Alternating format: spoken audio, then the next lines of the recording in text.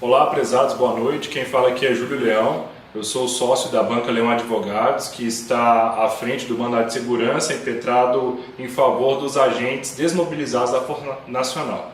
Eu estou aqui ao lado com a nossa consultora em Direito Administrativo, doutora Fernanda de Paula, e hoje nós vamos trazer aqui alguns acompanhamentos da evolução do nosso processo hoje junto ao TRF. Então vou passar a palavra para a doutora Fernanda para ela trazer esses esclarecimentos e deixar todos por dentro do passo a passo que está ocorrendo hoje dentro do Judiciário.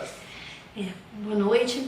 Nós enviamos para vocês hoje um FAQ contando um relatório pormenorizado de tudo que a gente fez até hoje em relação ao mandado de segurança, para que vocês consigam fazer um acompanhamento mais próximo do caso em si. De qualquer forma, como os termos são jurídicos, como as palavras são de mais difícil acesso, a gente achou por bem gravar esse vídeo então, já que a gente tem usado esse canal de comunicação, para explicar o passo a passo que tem acontecido no desenvolvimento do mandado de segurança de vocês. A primeira ação que a gente fez, a petição inicial desse caso, foi distribuída numa vara federal, aqui do Distrito Federal, porque o foro da União, o lugar onde a gente pode processar a União, é por excelência o Distrito Federal, Brasília. Quando o processo foi distribuído, e isso está pormenorizado no relatório, o juiz analisou não o processo em si, mas o nosso provimento liminar. Em outros termos, a gente pediu que os agentes parassem de ser desmobilizados, decretando que o ato da administração era, portanto, ilegal, mas para fazer isso a gente pediu um provimento liminar, que é um pedido para que o juiz antecipe o mérito e diga assim, parem de desmobilizar os agentes e, além disso, volte com os agentes que vocês desmobilizaram enquanto nós movemos a ação. O juiz julgou o nosso pedido improcedente, como os senhores bem sabem, o que significa dizer, em outros termos, que é como se o processo falasse o seguinte, olha, ele vai continuar, mas eu não vejo aqui os elementos, os indícios necessários para a gente dar o provimento liminar. Sabendo disso, então, a gente entrou com um recurso. O nome desse recurso é agravo de instrumento. É um recurso que tira do juiz singular e passa para como se fosse o chefe do juiz, o próximo passo, que seria, portanto, os desembargadores. No que nós protocolamos o agravo de instrumento, um desembargador de uma das turmas, de uma das sessões, entendeu que ele não era competente para julgar o caso. Como ele entendeu isso, estava próximo de um feriado, a Justiça faz uns feriados que são mais prolongados, não tinha nenhum desembargador que pudesse nos atender no TRF, nós estávamos lá de plantão para despachar, o Dr. Júlio ficou lá pessoalmente no plantão.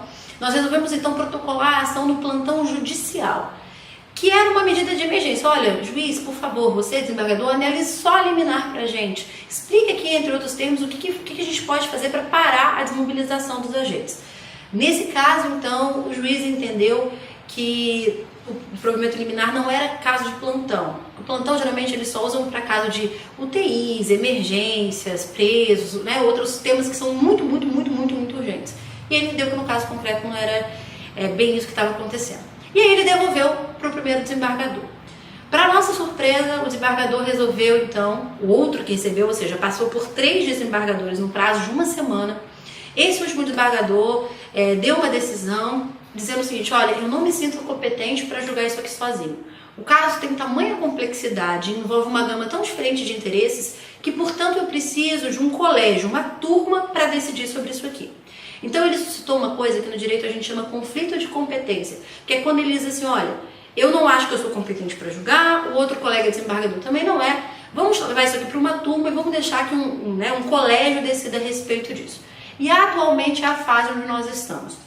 Está para sair um relator, alguém que vai julgar o nosso provimento liminar e depois alguém que vai julgar o recurso em si. Então, muita calma. Estamos em 2 fases. Nós temos uma fase que está se desenvolvendo no TRF, ou seja, no juízo de segundo grau, entre os desembargadores, e o nosso primeiro processo, que está lá com o juízo que denegou a liminar. Quanto a esse processo aqui, nós estamos protocolando aí nessa semana um pedido de reconsideração. A rigor, gente, não há uma previsão no CPC sobre pedido de reconsideração. Não é uma medida jurídica que exista previsão. Mas a gente aqui na banca costuma dizer que se o não a gente já tem, por que não tentar mais uma vez, né? Já adianto aos senhores que é muito difícil que a gente consiga esse tipo de provimento. Os juízes são bem reticentes em desdizer o que eles haviam antes, canetado. Mas de qualquer forma a gente vai tentar mais uma vez para ver se eles voltam atrás e nos dão a liminar. De qualquer forma, isso aqui está aqui no juízo de piso, no primeiro grau. No segundo grau vai ser determinado um relator, tão logo seja determinado, o Dr. Júlio vai com a nossa banca lá, despachar a respeito do processo. E aí o nosso caso vai ser julgado por um colégio, por uma turma. Nessa turma a gente precisa distribuir memoriais, explicar novamente para cada um dos desembargadores que vão se pronunciar a respeito do caso, para que eles deem um provimento liminar. E mesmo assim, em caso da gente não conseguir esse provimento, o próximo passo é fazer um pedido no STJ, subir mais um nível. Lembrando que o processo dos senhores é de matéria constitucional, então a gente entende que pode chegar até o STF, e a gente está ali tentando, recurso a recurso, obter um provimento positivo. Eu acho que é basicamente isso, está tudo muito pormenorizado no relatório que a gente fez para vocês. A gente espera que consiga sempre mandar esses relatórios numa perspectiva quinzenal, no máximo de 3 em 3 semanas. Mas como a gente sabe que alguns dos senhores estão mobilizados para regiões mais longínquas, fronteira e tudo mais, é interessante que a gente faça esse canal de comunicação. Tem uma ponderação a fazer também, Fernanda.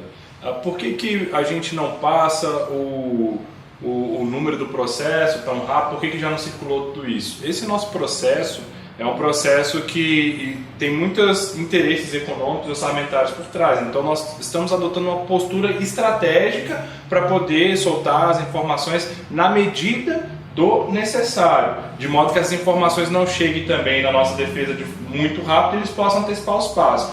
Até então, nós não perdemos de fato o processo principal. A gente ainda está só na discussão de um pedido liminar, que é um pedido que é feito em cognição ali rasa, sumária. O primeiro contato, que é o que o juiz teve, falou: olha, a princípio eu vejo que não é tão urgente assim, eu posso analisar isso com mais calma depois que a União apresentar a defesa dela. Contudo, a gente sabe que as desmobilizações geram um grande transtorno para todos os agentes que foram desmobilizados, e nós estamos lutando, como a doutora Fernanda bem colocou, eu vou falar de novo aqui, há um pedido alternativo.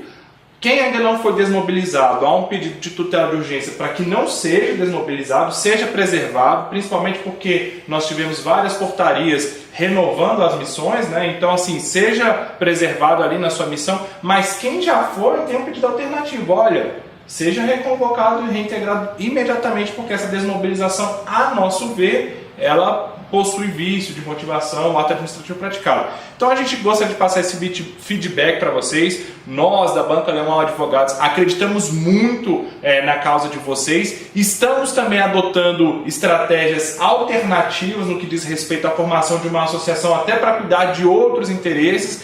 Então, assim, a nossa missão é fazer com que os direitos dos agentes da Força Nacional sejam de fato preservados. E nós vamos continuar lutando com muita intensidade nisso daí. Grande abraço a todos. Vou deixar a doutora Fernanda se despedir de vocês. É um prazer, novamente, gravar um vídeo e falar com vocês. A gente fica aqui em Brasília, Júlio, um pouco mais sitiada, acaba não tendo contato, vocês são muitos.